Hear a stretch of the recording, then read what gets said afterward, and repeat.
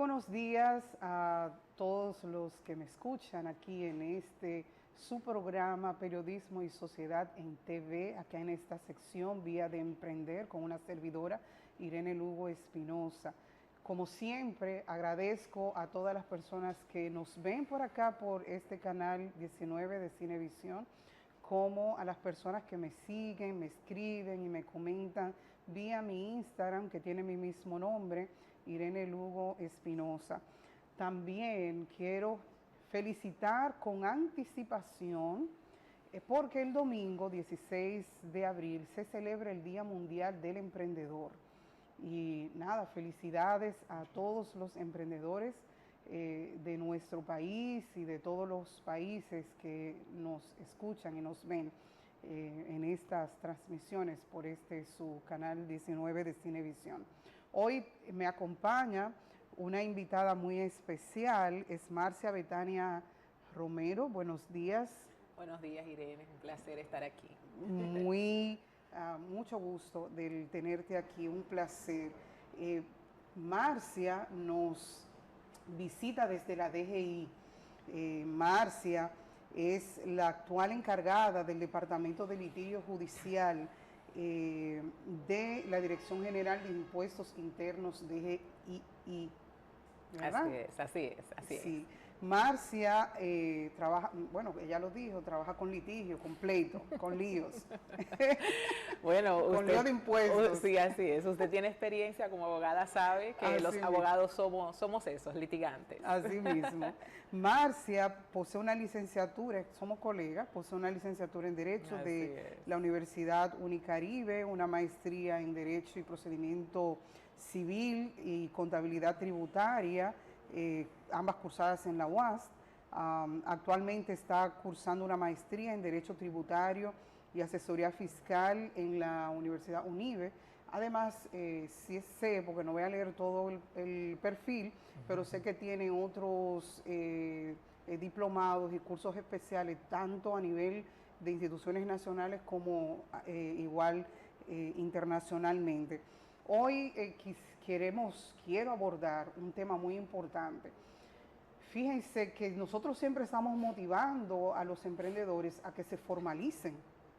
Siempre en este programa, en mi Instagram, siempre estoy hablando e incentivando a que se formalicen. O sea, muchas personas inician sus proyectos y tienen miedo de formalizarse. De hecho, hace un tiempo, el año pasado, estuve en otro programa de una universidad, en un canal de una universidad, y me preguntaron que por qué la persona tiene temor a formalizarse, que a qué es que más le tenían temor. Y yo pienso que lo más que la persona teme a los impuestos. Bueno, es una realidad histórica, es una realidad de muchos siglos atrás. Recordemos incluso cuando hasta el propio Jesús tuvo que pagar impuestos. O sea que los impuestos son parte de la vida de todos, incluso de aquellos que no son contribuyentes directos. Mis hijos cuando usan una ropa, esa ropa pagó impuestos. Pagó impuestos, sí, pero la gente cuando hablamos de formalización, ¿verdad? De constituirse ya formalmente, la gente le tiene miedo al hacerlo precisamente por los impuestos. Pero hay muchos beneficios en la formalización e incluso en la pagar el impuesto a tiempo te da a ti un estatus. Nosotros como persona física podemos ver que, bueno, vamos a un lugar a buscar algún crédito y si nosotros no tenemos un historial transparente, pues probablemente, Irene, no nos den el crédito.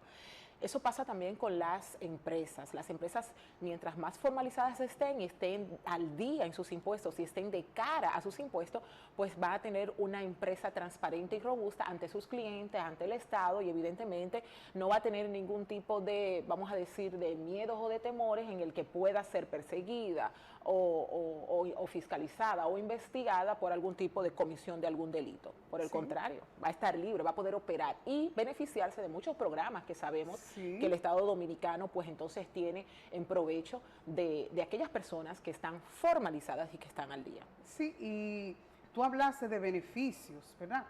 Porque las personas cuando tienen ese temor de formalizarse, ellos solamente piensan en las responsabilidades que ellos tienen, en las obligaciones que ellos tienen.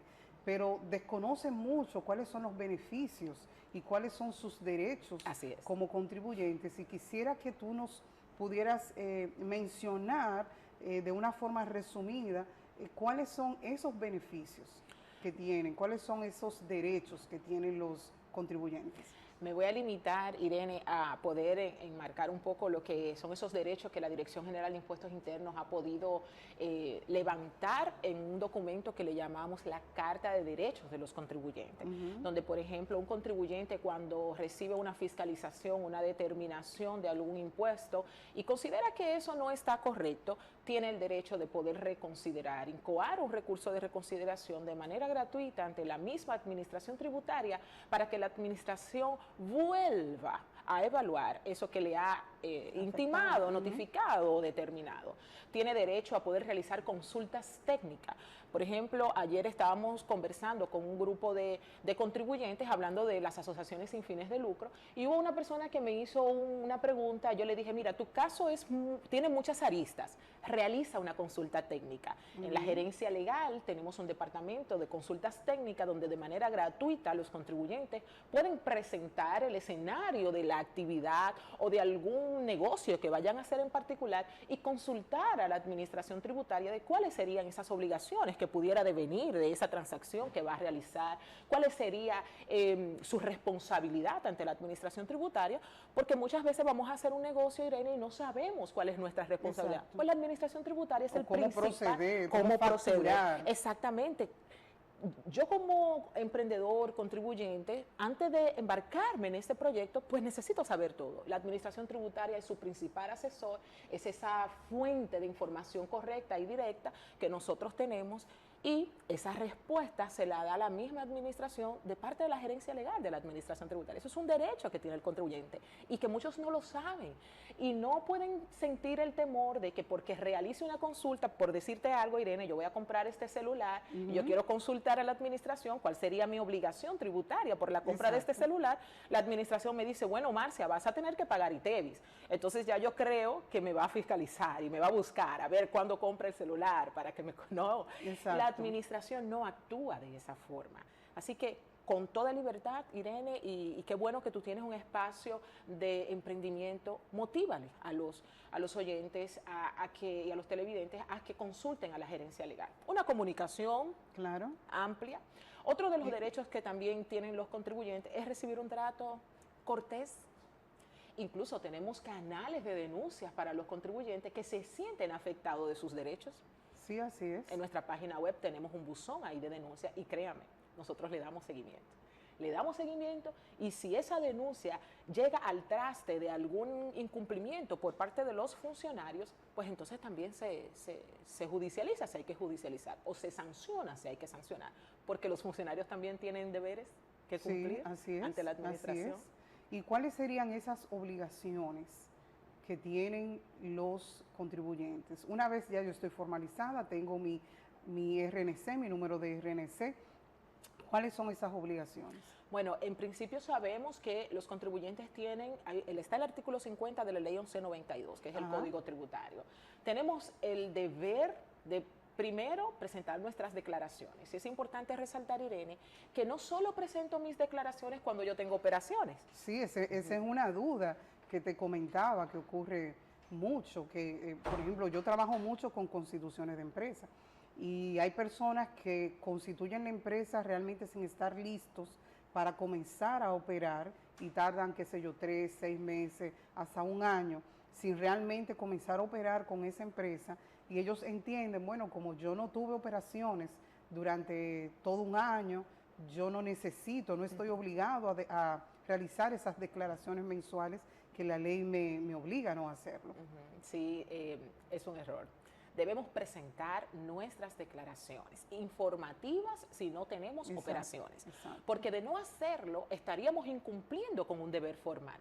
Y yo estar como contribuyente en una condición de omiso es cuando yo no he presentado mi declaración, eso da lugar a que la administración tributaria pueda sancionarme a mí administrativamente por el solo hecho de no presentar en tiempo oportuno mi declaración. ¿Y cuál declaración, Irene? Va a depender de mi actividad económica, porque porque dependiendo de las actividades económicas que realizamos, pues entonces vamos a tener diferentes obligaciones, diferentes declaraciones a presentar en el plazo oportuno. Cuando yo realizo, por ejemplo, las constituciones de empresa, yo les entrego a los clientes esa carta de obligaciones y de derechos. Así es. Y hay una parte ya cuando uno inscribe el RNC en la oficina virtual, aparece la lista de cuáles son las obligaciones. Y las fechas. Y las fechas, y eso yo se lo entrego al cliente para que sepa cuáles son las obligaciones que tiene. Como tú dices, esas obligaciones va a depender del tipo de actividad, porque va a diferir dependiendo. Totalmente. Y decía en un programa anterior que mucha gente, cuando yo le digo qué tipo de empresa quiere constituir, me dicen la que pague menos impuestos. Y yo le digo no, el impuesto a pagar no tiene que ver con el tipo de empresa, sino con la actividades, el volumen de actividades que realiza, y esa partida entre gastos e ingresos. Y es un poco, yo a mis estudiantes les digo, yo quisiera que mensualmente me retengan de impuestos sobre la renta $1.000.000. Ellos se ríen, profe, claro. ¿cómo así? Bueno, eso es significa que mis estoy rentas ganando. serían mayores, claro que sí, debemos apostar a más. Otro de los derechos o de los deberes que tienen los contribuyentes, Irene, es que cuando la administración tributaria cita a un contribuyente, debe acudir. Tiene miedo de ir. Debe acudir. Todos los incumplimientos de los deberes formales que están establecidos en el artículo 50 del Código Tributario, si usted no lo realiza, automáticamente aplica una sanción administrativa. Bien, entonces, ¿qué debemos hacer? Acudir. Usted a la administración tributaria, si no puede acudir, debe de enviar un representante. Porque uno de los deberes formales es concurrir a la administración cuando se le llame. Pero también actualizar los registros, las informaciones del RNC. Irene. Sí, porque hacen asamblea. Y se queda en mi caso, cuando soy yo que trabajo esas modificaciones, yo también realizo las actualizaciones de lo que se actualizó a nivel de la Cámara de Comercio, lo actualizo ante la DGI. Hay un plazo de 10 días para ello, Irene. Exacto. 10 días partiendo de la fecha del registro de la asamblea. Usted tiene 10 días para poder presentar esa actualización de su registro nacional. Si no lo hace, da lugar a sanciones. Debe de tener una contabilidad organizada, debe de facilitar la fiscalización en la inspección de la administración tributaria. Y claro, evidentemente debemos de constatar de que esa persona que está en mi comercio, que está en mi negocio, ciertamente es un funcionario de la administración. Pero antes de decir un no rotundo, ahí están los canales de consulta, está el centro de asistencia al contribuyente para usted consultar la veracidad de la persona que está. La persona debería de estar identificada con una carta de autorización, y por los canales institucionales usted validar si esa persona que usted tiene en su negocio evidentemente es un funcionario de la institución. Pero debe facilitar la fiscalización, debe emitir comprobantes fiscales, Irene. Claro. No solo emitimos comprobantes fiscales cuando nos los solicitan. Debo yo, como dueña de mi negocio, emitir siempre comprobantes fiscales, en principio de consumo. Ahora, si mi cliente me pide otro tipo de comprobante, bueno, pues ahí le doy o el de crédito o el gubernamental, dependiendo de la necesidad de mi cliente. Pero no debo yo decir, no lo emito porque mi cliente no me lo pide. La ley establece que todo el que transfiere bienes, que todo el que presta servicio debe emitir un número de comprobante fiscal. De no hacerlo, estaríamos incurriendo en evasión, Irene. Y la evasión pudiera transportarse a lo que es una defraudación, que ya es un tipo penal. Exacto. O sea, que tenemos que tener alerta con eso. Sí, y básicamente el tema con la DGI es más un temor. Y tú ahorita hablabas de la época bíblica, ¿no? Y nos recordamos que a los recaudadores en ese tiempo no lo querían tampoco, le tenían temor y eran acusados de muchas cosas, ¿no? Así es. Era un cargo que te denigraba como persona, como individuo en la sociedad. Igual hoy día estamos en la misma situación de que las personas se sienten con temor, con todo lo que tiene que ver con impuestos y con la DGI. Cierto. Muchísimas gracias, Marcia, por habernos acompañado. Sé que vamos a seguir en contacto porque hay otros temas que tenemos que seguir hablando en cuanto a lo que tiene que ver con impuestos. Hay muchas dudas. Realmente ese temor, hablábamos aquí en otro programa acerca del miedo y decíamos que el miedo es producto de de lo desconocido, o sea, el temor por lo desconocido y el temor por los asuntos fiscales, por los impuestos, tiene mucho que ver con eso, es por el desconocimiento que tienen las personas en cuanto a cuáles son las obligaciones, cuáles son sus derechos como contribuyentes.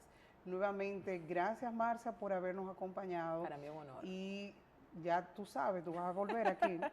Hay mucho que hablar y realmente la ciudadanía necesita escuchar de mano de la Administración Tributaria las informaciones directas.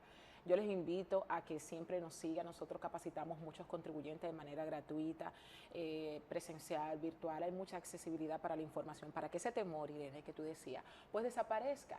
También les invito, ya para cerrar, a que conozcan sus oficiales de control de contribuyentes en las administraciones locales. Así como nosotros en los bancos tenemos nuestro oficial de cuenta y que para cualquier cosa le llamamos, usted como contribuyente tiene un oficial de control de contribuyentes, que es esa persona que está encargado de apoyarle y darle seguimiento para que usted cumpla sus deberes formales.